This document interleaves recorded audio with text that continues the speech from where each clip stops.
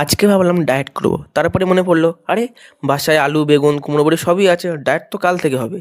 প্রথমে আলুগুলো কেটে কড়াই দিলাম। আলু বলল, এইভাবে কেটে কুটে ভাজতে আসছো কেন?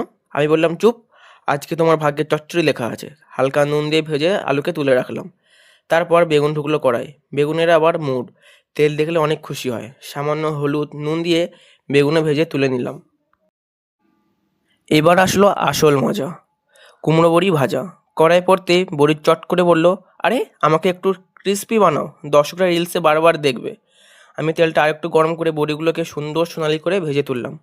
এবার কড়াই দিয়ে দিলাম জিরে কাঁচা লঙ্কা আর রসুন কুচি। গন্ধ এমন উঠলো পাশের বাড়ি থেকে একটা আওয়াজ এলো, এত সুগন্ধি রান্না কে করছে? আমি মনে মনে বললাম, চুপ করে ভিডিও দেখো, পরে সাবস্ক্রাইব করো। তারপর দিয়ে দিলাম টাটকা কলমি শাক, ঢাকনা দিয়ে 5 মিনিট রাখলাম। তারপর জল নুন হলুদ দিয়ে নেড়েচেড়ে ঢাকা দিলাম। ঢাকা খুলে আবার এন্ট্রি নিল আলু, তারপর বেগুন। একদম সিনেমার মতো হিরো হিরোইন আবার এক হলো। সবশেষে আমার প্রিয় কুমড়োর বড়ি ঢুকতেই চচ্চড়ির পুরো সিনটাই বদলে গেল। 1 চিমটে চিনি দিয়ে সব নেড়েচেড়ে নামিয়ে নিলাম।